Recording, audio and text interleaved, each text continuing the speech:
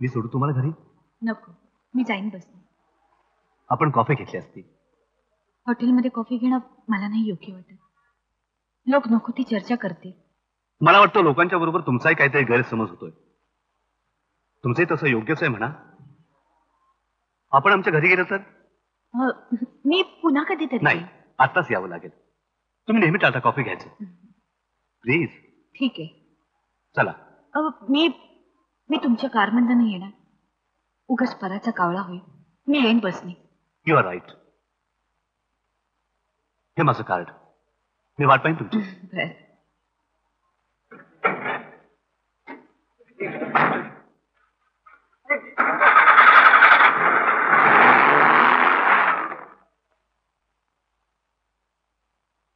या ना, आत या.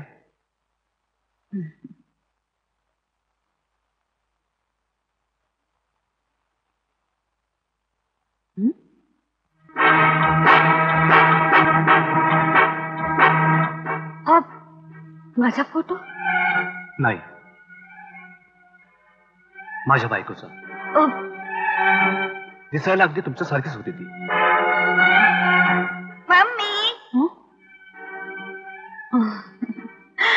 मम्मी तू कुठे गेली होतीस ग इतके दिवस? पप्पा सांगतात तू देवाला भेटायला गेली होतीस. इतके दिवस का लावलेस ग? नाही रे. सर, याला टेम्परेचर खूप आहे. होय, गेली 6 महिन्याला असाच अधूनमधून ताप येतो. रामू. काय साहेब? बबलूला जरा बाहेर घेऊन जा. चला राजा, आपण बाहेर बागेत खेळायला. चला चला चला. मी नाही जाणार. करू नाही. हे बघ तुला गंमत दाखवत आहे.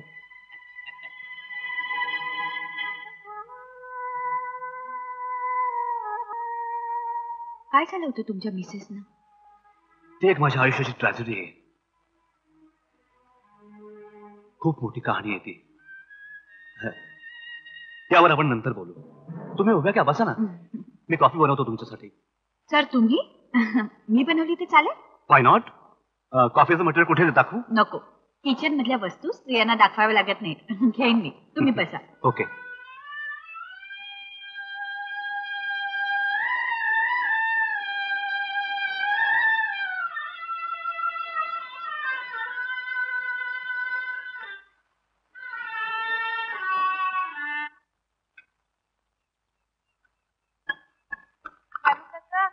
मम्मी मला सोडून नाही ना हो जाणार? नाही रे माझ्या बाळा. मम्मीला इतके दिवस का हो लागले? देवाचं घर दूर आहे. होय बाळा, देवाचं घर लई लांब आहे. मग मम्मी पप्पाची गाडी घेऊन का हो गेली नाही? म्हणजे लवकर तरी आली असती ना. अरे बाळा, देवाच्या घराकडे जायला गाडी नाही, मग इमान लागतं. हो आणि ते बी रंगीबेरंगी छान छान फुलांचं. हो, फुलांच्या विमानातून जायला किती किती मजा येत असेल नाही रामू काका? आपण जाऊया. नाही नाही, असं बोलू नाही बाळा, असं बोलू नाही. मम्मी किती वाईट आहे रामू काका. मला नाही घेऊन गेली बरोबर. रामू काका, देवाचं घर सोन्याचं असतं का हो? समजे प्रश्न आता तुझ्या मम्मीला विचार. ते मी विचारणारच आहे.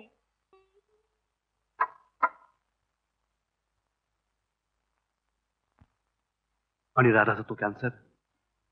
एके दिवशी राधाचा काळच ठरला.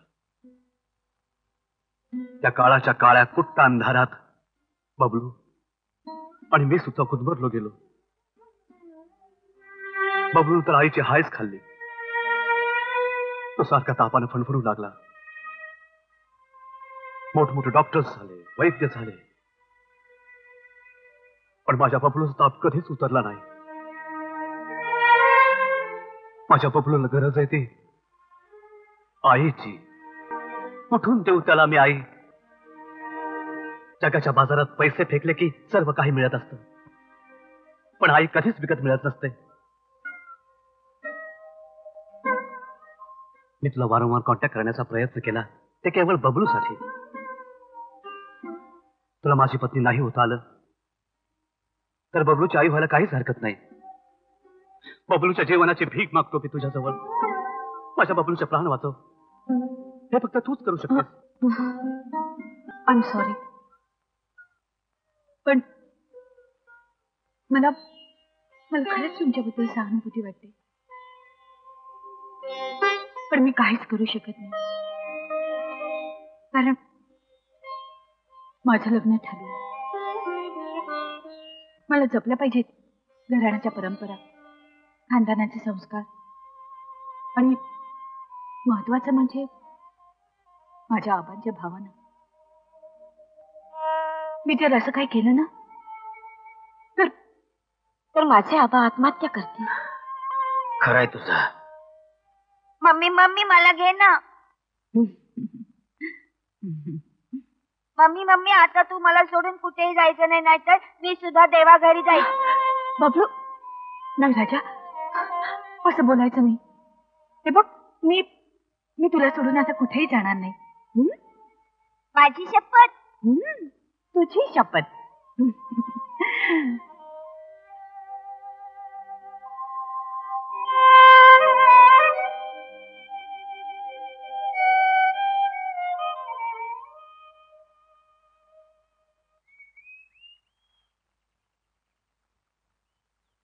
देवी, माझ्या अमितला सुखी ठेव.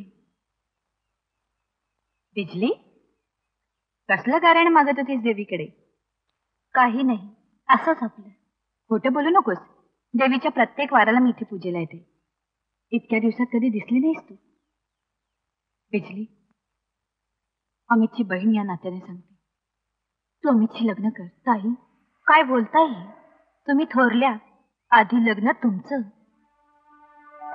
माझं लग्न पुढेच ठाक होतंय की नाही?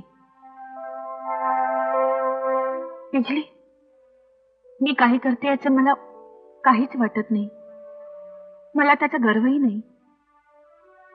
माझ्या लग्नाच्याही फार मोठ्या अपेक्षा नाही. मला लग्न व्हावंसं वाटतं ते फक्त आबांसाठी, घरातल्यांसाठी. कधी कधी वाटतं हे म्हणजे घराला जडलेला एक रोग आहे. असं बोलू नका ताई. वेळ आली की तुमचंही लग्न राहणार नाही. तुम्ही सुंदर आहात, सुशिक्षित आहात, थोर पुण्याई तुमच्या पाठीशी आहे. एका आदर्श बहिणीचं उदाहरण म्हणजेच ताई. किती करता तुम्ही सर्वांच्यासाठी. माझ्यामुळे सगळ्यांनाच मनस्ताप होतो. नाही ताई, सर्वच तुमच्यावर प्रेम करतात. मी त्या घरात नसून सुद्धा मी त्या घरात सामावले. तुमचं लग्न नक्कीच होईल. आता हे डॉक्टरांचं स्थळ नक्की आहे. राहिला प्रश्न तो फक्त पैशांचा. होईल काहीतरी. देवी माता आहेच की.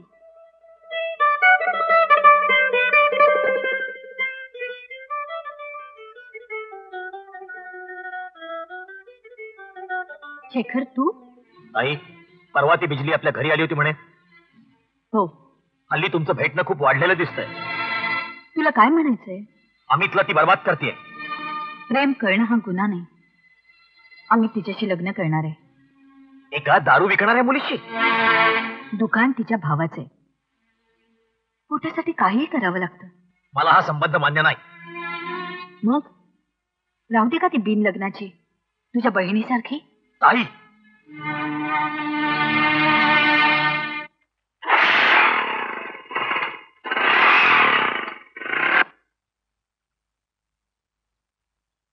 शेखर, अरे आटपली की नाही तुझं?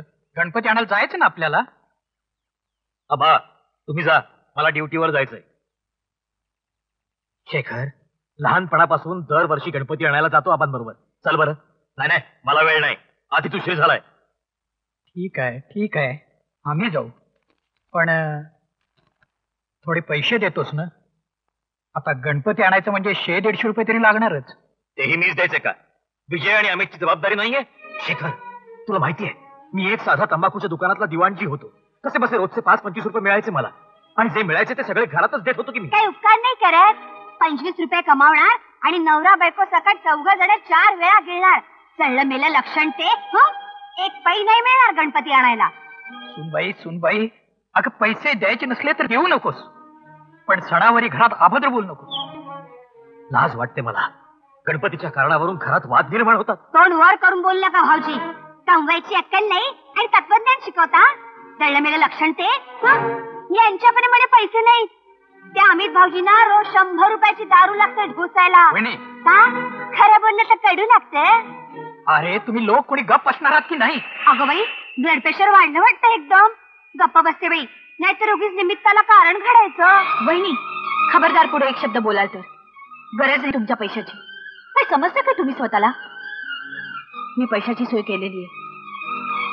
आबा, हे घ्या पैसे गणपतीसाठी, आणि नैवेद्यासाठी मी बहिणीकडे पैसे देते.